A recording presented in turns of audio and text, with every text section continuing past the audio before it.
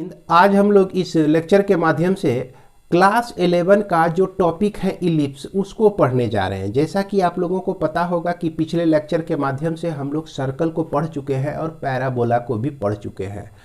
और जो बच्चे इस चैनल को पहली बार देख रहे हैं उसकी जानकारी के लिए मैं बता दूं कि इस चैनल के माध्यम से आप लोग क्लास 9 से लेकर 12 तक के मैथ्स को बना सकते हैं। और इस चैनल के माध्यम से आप लोगों को बुक आर.एस. अग्रवाल और एनसीईआरटी का लगभग सारा सॉल्यूशन दिया जाता है। हमें पूरा विश्वास है कि आप इस चैनल को अगर देख रहे हैं तो आप क्लास 11 के लिए, क्लास 12 के लिए, 9 के लिए, 10 के लिए मैथ्स की चिंता छोड़ सकते हैं और इस चैनल से जुड़े रहकर अपनी कोर्स को पूरा कर सकते हैं। तो आइए बच्चों, इलिप्स को हम लोग आज शुरू करते हैं और इलिप्स के बारे में हम लोग जानते हैं। जैसा कि एक टॉपिक, एक वीडियो हमने आप लोगों के लिए बनाया था जो कि आपका कोनिक सेक्शन था। तो ये इलिप्स हो गए, सर्कल हो गए, पैराबोला हो गया, हाइपरबोला, ये सारे जो है कोनिक सेक्शन का ही हिस्सा है। कोनिक सेक्शन से ही हम लोग प्राप्त करते हैं। और यहाँ कोनिक सेक्शन कहने का मतलब कि आपको हमने बताया था, एक अगर हम कोन ले लेते हैं, हालांकि वहाँ पर हम डबल नेप्ड कोन की भी चर्चा किए हुए थे। इस कोन में एक्सिस जो होता है, इस एक्सिस के साथ यह अल्फा एंगल हम लोग मेजर किए हुए थे। अब यदि हम इसका सेक्शन ले, इस तरह से सेक्शन ले कि यह जो है आपका एंगल अल्फा से बड़ा हो लेकिन 90 डिग्री से छोटा हो, 90 डिग्री से आपका छोटा हो, तो इस स्थिति में जो भी हमको सेक्शन प्राप्त होता है वह हमारा होता है इलिप्स होता है। इस चीज़ की जानकारी हम लोग कोनिक सेक्शन में ही ले चुके थे। अब इस डेफिनेशन से, इस जानकारी से इसके इक्वेशन को डिराइव नहीं किया जा सकता है। तो इसके इक्वेशन को डिराइव करने के लिए हम लोग एक स्टेटमेंट और भी पढ़ेंगे। वो स्टेटमेंट क्या कहता है कि ellipse is the path of A point. यह जो है ellipse path of A point है, किसी पॉइंट का पाथ, और विच मूव्स इन ए प्लेन, जो कि प्लेन में मूव करता है, in such a way that its distance from two fix point, sum of its distance from two fix point remain always constant.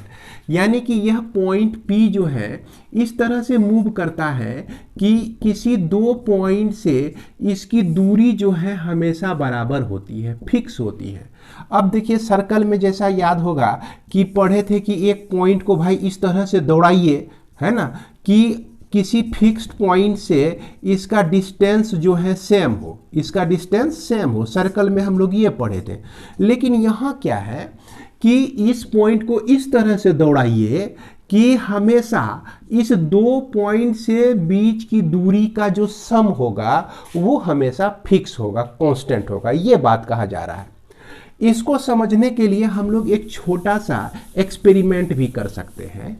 जैसे मान लिया जाए कि यह जो लेंथ आप देख रहे हैं, यह लेंथ आपका फिक्स है।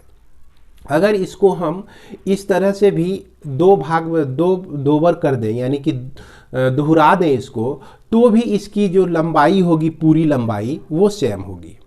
अगर हम इसको 4 भाग में 2 फोल्ड करके 4 भाग ले लें, यानी कि 4 थ्रेड में बदल दें इसको, तो भी इसकी लंबाई वही रहेगी, पूरी की लंबाई वही रहेगी।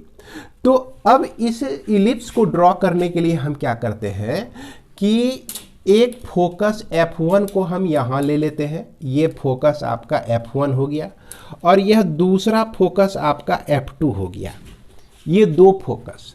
अब देखिए, इसकी दूरी तो हमेशा सेम रहेगी। अब हमने क्या किया कि इस तरह से लाइन ड्रॉ करना शुरू किया, इस तरह से लाइन ड्रॉ करना शुरू किया। तो यहाँ पर देखिए कि यह जो है हमको आधा पार्ट मिला हुआ है, यह फोकस F1 और यह फोकस F2।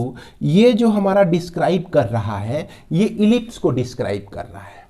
और निश्चित रूप से इस इलिप्स का जो यह जो आपका फोकस से जो लेंथ है आपका, यह लेंथ हमेशा जो है, यह लेंथ आपका हमेशा जो है क्या हो जाएगा, सेम हो जाएगा। यहाँ पर देखिए, यहाँ भी वही चेन की लंबाई है, इस पोजीशन पे भी आता है तो वही चेन की लंबाई है ये पॉइंट से, और ये पॉइंट मान लीजिए जैसे पी लेते हैं तो इस पोजीशन में और इस पोजीशन में यह रहता है, इसकी लंबाई जो है इसी की लंबाई के बराबर है यानी सेम है। अगर इस पी पॉइंट को हम यहाँ ले लें, यह आर पॉइंट ले लें और यहाँ से इसकी लंबाई देखें, इसका डिस्टेंस, ये डिस्टेंस और ये डिस्टेंस, तो हमेशा हम देखते हैं कि सेम डिस्टेंस ही रहता है। क्यों भाई? क्योंकि यहाँ कह सकते हैं ना कि यह जो चेन है आपका, इसकी लंबाई तो घट बढ़ नहीं रही है। तो इस तरह से हम लोग डिफाइन कर सकते हैं इलिप्स को, और यही चीज़ जो है हमको हेल्प करता है इक्वेशन निकालने में, है ना, इलिप्स के इक्वेशन को निकालने में। तो इलिप्स का इक्वेशन जो है डिराइव तो हम इस सेक्शन में नहीं करने जा रहे हैं, क्योंकि इसके डिराइवेशन आपके बुक में भी दिया गया है, और चूँकि कोर्स भी जल्दी से कंप्लीट करना है और विद इन टाइम में, और ये चूँकि यह आपका इसका डिराइवेशन पूछा नहीं जाता है, इससे रिलेटेड सारे प्रॉब्लम ही पूछे जाते हैं। फिर कभी उस तरह का टाइम मिलता है तो इसके डिराइवेशन को भी मैं बता दूंगा, लेकिन थोड़ा सा आप अगर कॉन्शियस हैं तो निश्चित रूप से बुक से मदद लेकर इसके इक्वेशन को, कहने का मतलब कि इलिप्स का जो equation x square by a square plus y square by b square equal to 1 होता है, इसको आप डिराइव कर सकते हैं। ये आपका हॉरिजेंटल इलिप्स के लिए होता है, और उसके बाद जो है वर्टिकल इलिप्स भी होता है। तो सारे चीज़ को हम लोग अब जो है कॉपी पर जाके देखेंगे, क्योंकि कॉपी में ज़्यादा कंसंट्रेशन आपका रहेगा और बुक भी आपके सामने रहेगा। आर.एस. अग्रवाल बुक निकाल लीजिए, और उसके बाद इसमें जो भी बेसिक चीज़ है इस वीडियो के माध्यम से आपको जानकारी मिल जाएगी। जो भी इसका बेसिक चीज़ है, जो भी थ्योरम्स हैं, जो भी इसकी ज़रूरत की चीज़ें हैं, एक्सरसाइज को बनाने से पहले जितनी भी ज़रूरत की चीज़ें हैं, सारे चीज़ को मैं डिस्कस करने जा रहा हूँ। आइए हम लोग देखते हैं अपनी कॉपी पर। तो इलिप्स के डेफिनेशन को हम लोग एक बार फिर से देखते हैं। क्या कह रहा है कि ellipse is the path of A point. यह जो है किसी पॉइंट का पाथ है। जैसे यह पॉइंट जो आपका मूव कर रहा है और यह उसका पाथ है। जैसे मान लिया जाए कि मोटरसाइकिल आपका जा रहा है तो कोई ना कोई रास्ता होगा, आप कहीं चल रहे हैं तो कुछ ना कुछ रास्ता तो होगा, पाथ तो होगा। उसी तरह से आपके कॉपी के ऊपर एक पॉइंट इस तरह से चल रहा है, उसका पाथ इस वे में डिस्क्राइब हो रहा है। तो इसमें रूल क्या है कि रूल कहा कि विच मूव्स इन ए प्लेन। चलिए, यह प्लेन में मूव कर रहा है भाई, ये पॉइंट जो है मूव कर रहा है in such a way that the sum of its distance from two fix point. तो दो फिक्स पॉइंट से इसका जो डिस्टेंस होगा हमेशा कांस्टेंट होगा। अब देखिए, यह pf1 प्लस pf2 करते हैं तो यह आपका कांस्टेंट होना चाहिए, है ना। यानी कि कांस्टेंट तभी कहलाएगा जब हम यहाँ Q पर पहुंचे और Q से F1 और फिर Q से F2 लिए, और यह जो है आपका इसी के बराबर आ गया, सेम चीज आ गया। मान लीजिए कि यह जो है दोनों का सम आपका 10 सेंटीमीटर है, तो यह भी आपका 10 सेंटीमीटर ही आया। फिर कोई तीसरा पॉइंट लिए, मान लीजिए यह पॉइंट जो है मूव कर रहा था तो किसी समय Q पे आया, किसी समय R पे आया। तीसरे पॉइंट से अगर हम F1 का डिस्टेंस लिख ले RF1 प्लस यहीं से इसके डिस्टेंस को भी लिख ले RF2, अगर यह भी आपका 10 सेंटीमीटर ही आ जाता है। चलिए यहाँ नहीं तो यहाँ भी कोई दूसरा पॉइंट हम लिए, S से F1 का डिस्टेंस मेजर किए, S से F1 का डिस्टेंस मेजर किए, और यह S से F2 का डिस्टेंस मेजर किए, F2 का डिस्टेंस मेजर किए, यह भी मान लीजिए 10 सेंटीमीटर ही आ गया। तो हमेशा कांस्टेंट आता है, इसका मतलब ये सभी जो है आपस में क्या है भाई, बराबर है। तो हमारा इलिप्स डिस्क्राइब्ड होता है, इलिप्स जो है बनता है। अब ये जो दो फिक्स पॉइंट है F1 और ये F2, यह दोनों अलग अलग एक नाम कहा जाए तो इसका नाम है फोकस। यह भी आपका क्या है, फोकस है। अब चूंकि इसमें दो फोकस होता है तो इसको हम लोग फोसी कहते हैं, इसीलिए कि यह प्लूरल फॉर्म है। यह जो है फोकस का प्लूरल जो होता है फोसी होता है। तो हमेशा हम लोग अगर फोसी बोलेंगे तो इसका मतलब हुआ कि दोनों फोकस के बारे में चर्चा कर रहे हैं। अब फोकस अगर बोलते हैं तो वहां पे हमको नाम F1 फोकस या फोकस F2 इस तरह से इंडिकेट करना पड़ता है। तो समझ गए होंगे कि फोकस क्या होता है। अब इसी इलिप्स में हम लोग समझें कि भाई इस इलिप्स का एक्सिस क्या होता है। एक्सिस तो इलिप्स ये हो गया, इसका फोकस F1 और यह F2 हो गया। F1 और F2 से गुजरने वाली जो लाइन है इसी को हम लोग क्या कहते हैं, एक्सिस कहते हैं, एक्सिस ऑफ इलिप्स कहते हैं, है ना। इसको एक्स एक्सिस या वाई एक्सिस नहीं कहेंगे, इसको क्या कहेंगे, एक्सिस ऑफ इलिप्स कहेंगे हम लोग। अब क्या होता है कि एक्सिस ऑफ इलिप्स जो होते हैं यह इलिप्स के अंदर जितना सेक्शन को डिस्क्राइब करता है, कहने का मतलब यह ए से बी तक। तो इस ए को और इस बी को यानी कि ए एंड बी को हम लोग कहते हैं वर्टिसेस कहते हैं, है ना। यानी कि वर्टेक्स ए हो गया और वर्टेक्स बी हो गया। अब ए से लेकर बी के बीच की दूरी अगर हम कहें यानी कि लेंथ ऑफ ए बी का लेंथ, तो इसको हम लोग नाम देते हैं मेजर एक्सिस। क्या नाम देते हैं, मेजर एक्सिस। इसको हम लोग डिनोट करते हैं 2a से, इसको हम लोग डिनोट करते हैं 2a से। अब क्या किए कि F1 और F2 के बीच जो मिड पॉइंट है, अब मिड पॉइंट से इसके परपेंडिकुलर एक लाइन हम ड्रॉ करते हैं और यह जो सेगमेंट है आपका इलिप्स के अंदर, ये सेगमेंट यहां से यहां तक, तो इसको हम लोग मान लिए CD।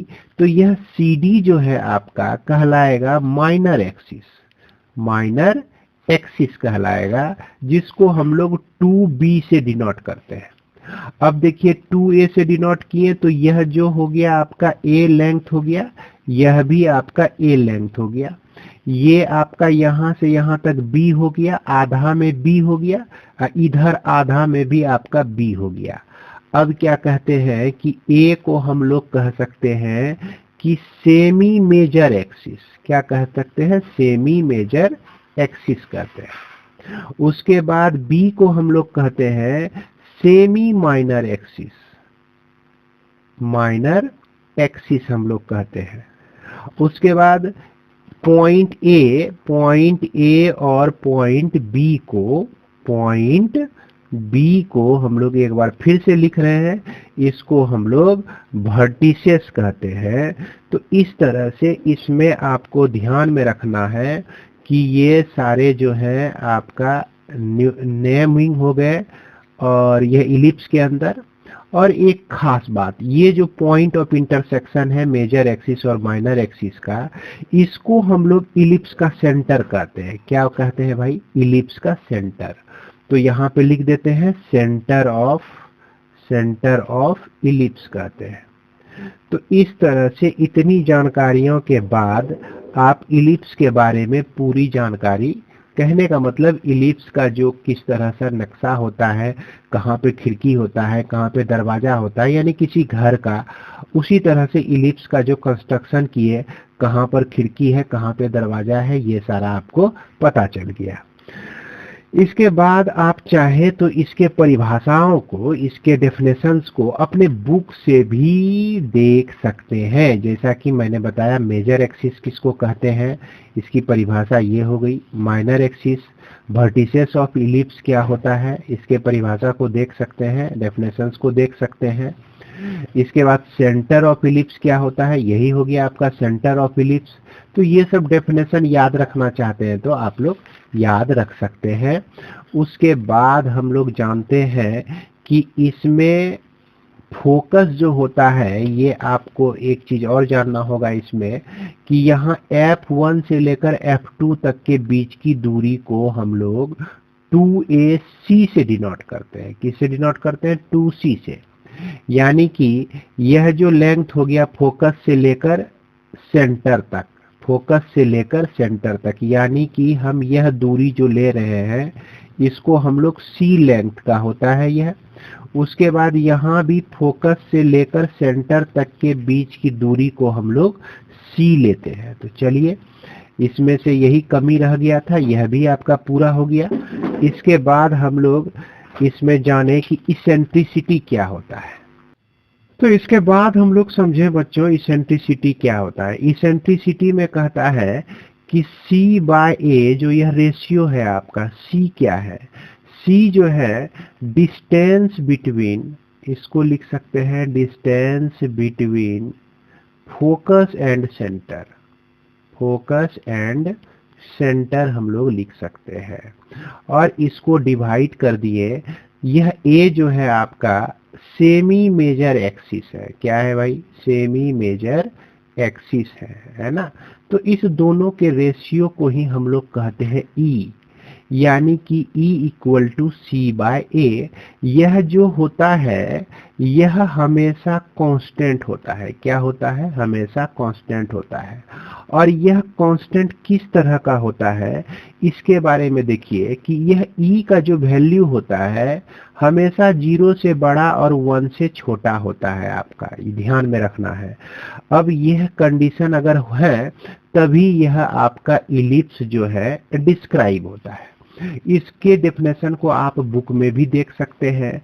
क्या कह रहा है कि इसेंट्रिसिटी ऑफ एन इलिप्स क्या कहता है? The ratio of c y is always constant, it is denoted by e, small e से डिनोट करते हैं। और इसी को इसेंट्रिसिटी कहते हैं। इसका जो वैल्यू होता है 0 से लेकर 1 के बीच में ही होता है, 1 से छोटा होता है। इसके बाद हम लोग का सबसे इम्पोर्टेंट जो टॉपिक है रिलेशन बिटवीन, है ना, relation between a b and c, a b c के बीच रिलेशन। तो इस रिलेशन को निकालने के लिए हम क्या करते हैं भाई? इलिप्स में चलते हैं और ढूंढते हैं कि ए बी सी कहाँ कहाँ है। तो हम देख रहे हैं कि इसको हम लोग ए कहते हैं और यहाँ से यहाँ तक जो है आपका सी होता है। उसी तरह से यह फोकस आपका F2 हुआ, यह भी आपका C हो गया, यह आपका A हो गया और यह लेंथ जो हो गया आपका B हो गया। यह सेमी मेजर एक्सिस है। अब यदि हम ये A और B पॉइंट लें और इसको पॉइंट P ले लें, यह तो आपका क्या है? सेंटर है। इस फिगर को, इसमें से जो लाइनिंग का है फिगर को हम उठाते हैं, यह आपका सेंटर O हो गया, यह पॉइंट P यहाँ पर है, इसके बाद यह F1 है और यह आपका F2 है। ये देखिए इधर भी ट्रायंगल बनाता है और इधर भी ट्रायंगल बनाता है। और ये पॉइंट A और यह पॉइंट आपका B। तो इसको हमने स्पष्ट यहाँ पर किया है। अब यहाँ पर जो है ट्रायंगल जो बन रहा है यह आपका 90 डिग्री का है। 90 डिग्री का मतलब हो गया कि यह राइट एंगल ट्रायंगल है। ये आपका POF1 एंड POF2 जो है कैसा एंगल है भाई? राइट एंगल्ड ट्रायंगल है यह। अब राइट एंगल ट्रायंगल में है तो पाइथागोरस तो हम लगा ही सकते हैं। पाइथागोरस के अनुसार PF1 को हम लिख सकते हैं बेस का स्क्वायर प्लस परपेंडिकुलर का स्क्वायर, यानी कि B का स्क्वायर प्लस C का स्क्वायर लिख सकते हैं।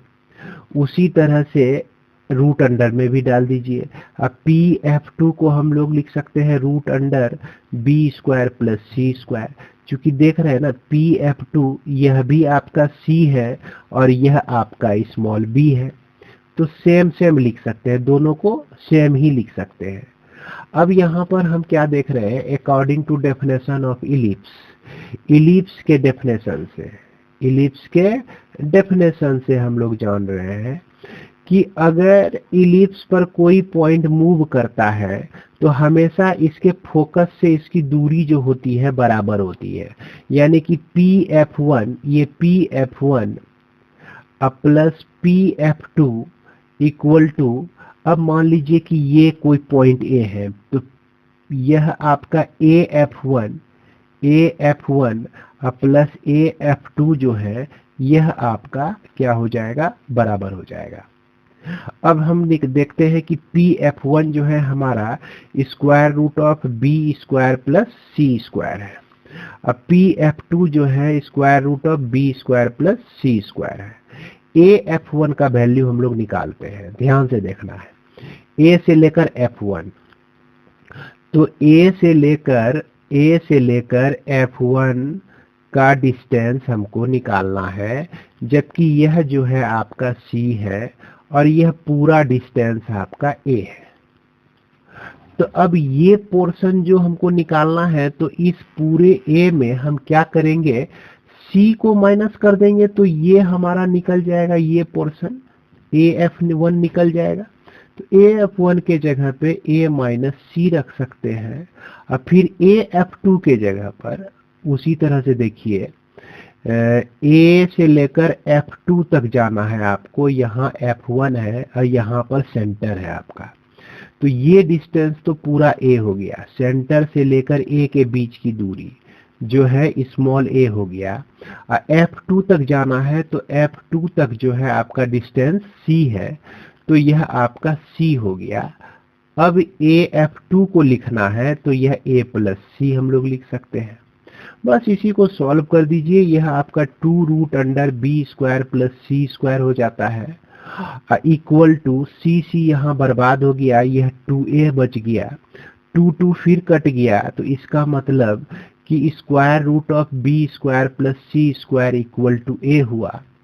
इसी को आप क्या लिख सकते हैं कि b square plus c square equal to a square लिख सकते हैं। क्या लिख सकते हैं, इतना लिख सकते हैं। अब यहीं पर अगर आपको बी स्क्वायर का मान निकालना है, तो a स्क्वायर में सी स्क्वायर माइनस कर दीजिए। अब यहीं पर अगर आपको सी स्क्वायर का वैल्यू निकालना है, तो क्या कर देना है भाई, यहाँ पर a स्क्वायर में बी स्क्वायर को माइनस कर देंगे। तो इस तरह से हम लोग ए बी सी में रिलेशन इस्टेब्लिश कर सकते हैं। इसी को आप कैसे लिखेंगे, b equal to square root of a square minus c square लिख सकते हैं। इसी को आप क्या लिख सकते हैं, c equal to square root of a square minus b square लिख सकते हैं। तो यह जो है ना बड़ी इम्पोर्टेंट रिजल्ट है, और इसका उपयोग जो है हम लोग हर एक जगह करेंगे, हर एक प्रॉब्लम में तो नहीं, लेकिन मैक्सिमम इसका उपयोग है ना, मैक्सिमम इसका उपयोग है। तो इसको बच्चों ध्यान में रखना है, इस रिजल्ट को एकदम ध्यान में रखिए, है ना। अब इसके बाद हम लोग चलते हैं इक्वेशन ऑफ इलिप्स में। तो इक्वेशन ऑफ इलिप्स जो होता है आपका, इसका इक्वेशन हम लोग क्या लिखते हैं, तो यह इक्वेशन हम लोग लिख सकते हैं x square by a square plus y square by b square equal to 1। तो इसका इक्वेशन भाई हम लोग प्रूफ तो आपके बुक में दिया भी गया है, और हम यहाँ पर आप लोगों को प्रूफ बताने वाले नहीं हैं, क्योंकि यह आपको पूछा भी नहीं जाएगा और कोर्स भी आप लोगों को समय पे कंप्लीट करना है। इसके बाद कभी आगे वाले सेशन में पढ़ाएंगे तो इसका प्रूफ भी हम आप लोगों को बता देंगे। फिलहाल इसका प्रूफ बहुत आसान है, आप चाहे तो अपनी बुक में देख सकते हैं, बड़ी आसानी से प्रूफ किया हुआ है, यह कुछ हार्ड नहीं है ना। हालांकि नहीं पूछेगा इसीलिए मैं इस प्रूफ को छोड़ रहा हूं।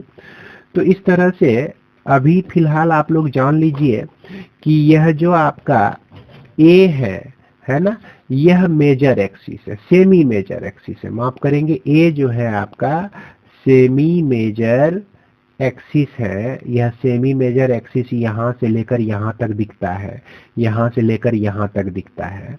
और B जो है आपका सेमी माइनर एक्सिस है, माइनर एक्सिस है, जो कि आपको दिखता है कहाँ से कहाँ तक, ये रहा सेमी माइनर एक्सिस, ये रहा आपका सेमी माइनर एक्सिस। तो इस इक्वेशन को याद रखें। और एक चीज यहाँ ध्यान रखना है कि एक्स स्क्वायर के नीचे हमेशा आपको सेमी मेजर एक्सिस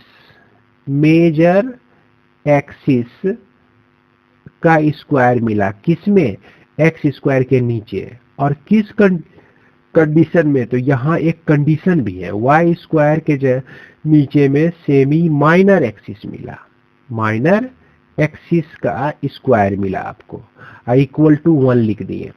क्यों भाई?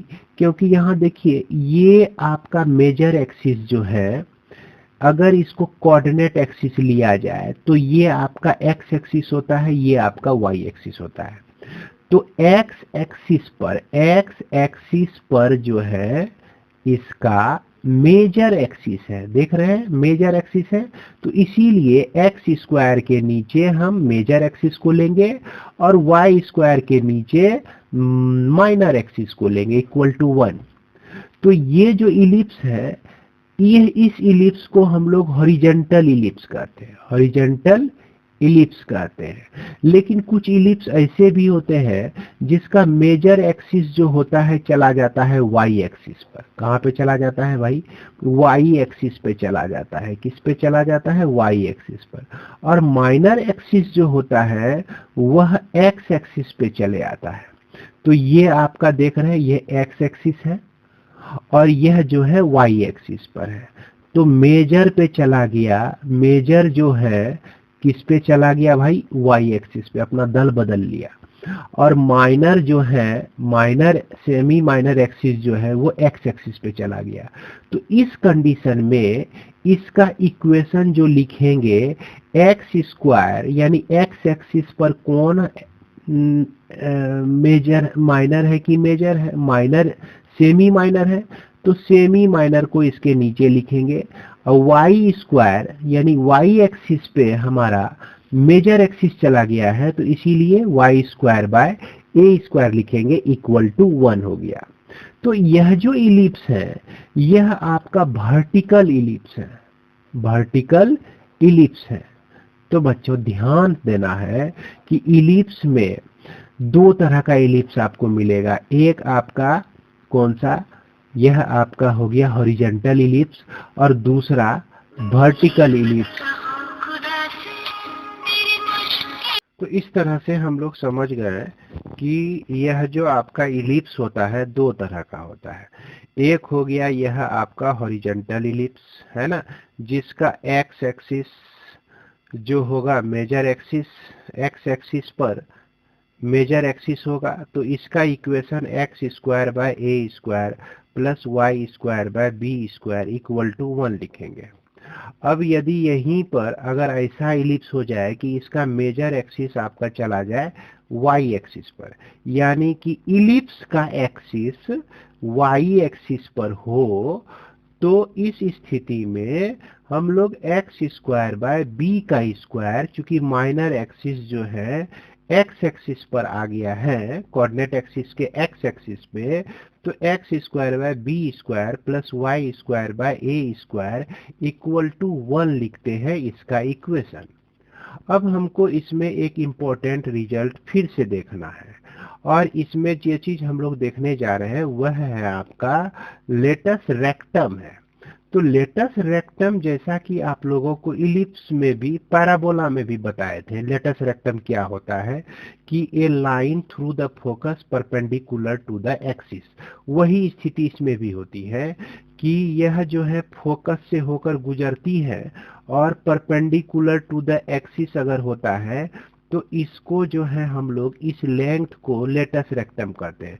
जैसे यह L1 और यह L2, इस पॉइंट से इस पॉइंट के बीच की दूरी को लेटस रेक्टम कहते हैं। अब इस लेटस रेक्टम का हमको लेंथ निकालना है, तो इसके लेंथ को निकालने के लिए देखिए थोड़ा सा समझ लीजिए यहाँ पर कि चूंकि यहाँ जो है आपका इलिप्स, इलिप्स के पॉइंट को हम लोग, ये डिस्टेंस c होता है आपका और यह अगर l है, तो इस पॉइंट का कोऑर्डिनेट हम लोग CL लिख सकते हैं। क्या लिख सकते हैं? CL लिख सकते हैं। अब यह CL जो पॉइंट है आपका किस पे है? यह इलिप्स के ऊपर है ना, इलिप्स पर है। तो निश्चित रूप से इलिप्स के इक्वेशन को यह CL सेटिस्फाई करेगा। तो चलिए भाई सेटिस्फाई हम लोग कराते हैं इसको, कि हमारा इक्वेशन जो है x square by a square plus y square by b square equal to 1 है, और यह जो है हॉरिजॉन्टल इलिप्स है, यह चीज तो हम लोग जान रहे हैं हॉरिजॉन्टल इलिप्स है। तो x के जगह पर हम लोग रख सकते हैं c का स्क्वायर बाय a का स्क्वायर, अब प्लस y के जगह पे हम लोग ले सकते हैं l का स्क्वायर बाय b का स्क्वायर इक्वल टू 1 लिख सकते हैं। अब इसी l square by b square को लिख सकते हैं 1 minus c square by a square. इसी को लिख सकते हैं हम लोग a square minus c square by a का स्क्वायर। अब देखिए a square minus c square जो होता है यह आपका b का स्क्वायर होता है। किसका स्क्वायर होता है? b का स्क्वायर बाय a का स्क्वायर हो गया। अब इसको जरा सा सॉल्व कर लेते हैं हम लोग। इसीलिए L square equal to b का स्क्वायर इंटू बी का स्क्वायर बाय ए का स्क्वायर हो गया। अब यह एल जो है आपका square root of b square into b square by a का square, it means b square by a हो गया। तो यहाँ पर हमको पता चल गया कि एल जो है ना आपका कितना है? बी स्क्वायर बाय ए है। अब जरा सा फिगर में हम लोग चलते हैं कि यह आपका L है, यह भी आपका L है। तो लेटस रेक्टम L1 L2 जो हो जाएगा 2L हो जाएगा, जिसको हम लोग 2 इंटू बी स्क्वायर बाय ए लिख सकते हैं, यानी कि 2b स्क्वायर बाय ए लिख सकते हैं। लेटस रेक्टम के लिए यही हो गया स्टैंडर्ड फार्मूला, मान्य फार्मूला। यह 2b स्क्वायर बाय ए होता है, चाहे वह हॉरिजॉन्टल इलिप्स हो चाहे वह आपका वर्टिकल इलिप्स हो। तो उम्मीद करते हैं कि आप लोग यहाँ तक समझ गए होंगे। इसके बावजूद वर्टिकल इलिप्स और हॉरिजॉन्टल इलिप्स का समरी हम लोग अपने बुक के माध्यम से भी देख सकते हैं, है ना। तो यहाँ पर देखिए यही चीज है आपका एक हॉरिजॉन्टल इलिप्स जो कि x square by a square y square by b square equal to 1 और c square equal to a square minus b square, दोनों के लिए सेम होता है। लेकिन यहाँ ध्यान देना है कि यह 0 less than b less than a और यहाँ 0 less than b less than a, दोनों में यह भी सेम होता है। यहीं पर चूंकि हम अलग कर देते हैं, यहीं पर देख रहे हैं कि माइनर एक्सिस को एक्स स्क्वायर के नीचे लिखे हुए हैं और मेजर एक्सिस को एक्स वाई स्क्वायर के डिनोमिनेटर में लिखे हुए हैं। तो यहीं पर बाइफरगेट हो गया कि यह जो है वर्टिकल इलिप्स है, यह आपका हॉरिजॉन्टल इलिप्स है। अब इसका सेंटर भी 0 0 और इसका सेंटर 0 0। हालांकि इस क्लास 11 में जो है आपको इसके हर एक सेंटर को 0 0 पर ही लेके हमको पढ़ना है। आने वाले समय में हम लोग का सेंटर कहीं और भी होने वाला है। वर्टिसेस आप देख रहे हैं, इसके कोऑर्डिनेट को हम लोग -a0 लिख सकते हैं। चलिए इसको हम लोग फिगर के मदद से समझते हैं, इसको हम लोग कैसे लिख सकते हैं। तो एक इलिप्स हम लोग बनाते हैं। तो यहाँ पर देख रहे हैं कि ये आपका हो गया हॉरिजॉन्टल इलिप्स हो गया और ये आपका हो गया वर्टिकल इलिप्स हो गया। हॉरिजॉन्टल इलिप्स में यह जो आपका होता है 0 0 सेंटर, यह भी जो है 0 0 आपका सेंटर। ये आपका है एक्स एक्सिस और ये आपका है वाई एक्सिस। क्या है भाई? वाई एक्सिस है। यहाँ एक्स एक्सिस है और यहाँ आपका वाई एक्सिस है। ये जो लेंथ है आपका मेजर एक्सिस का है, तो इस पॉइंट को हम निश्चित रूप से a0 लिख सकते हैं, क्योंकि यहाँ पर देख रहे हैं ये एक्स एक्सिस में वाई कोऑर्डिनेट जो होता है 0 होता है। इसको क्या लिख सकते हैं? चूंकि यहाँ ओरिजिन है, इसके लेफ्ट साइड में जाएंगे तो निगेटिव डायरेक्शन हो जाएगा, तो यह -a0 इस वर्टेक्स का कोऑर्डिनेट हो गया। इसका कोऑर्डिनेट जो हो गया 0 -b हो गया, इसका कोऑर्डिनेट जो हो गया 0b हो गया। तो जान रहे हैं ना कि y एक्सिस पर x कोऑर्डिनेट जो होता है हमारा 0 होता है। इसके बाद यहाँ पर c सेंटर फोकस होता है, तो यह डिस्टेंस आपका c होता है, इसीलिए यह c0 पॉइंट हो गया।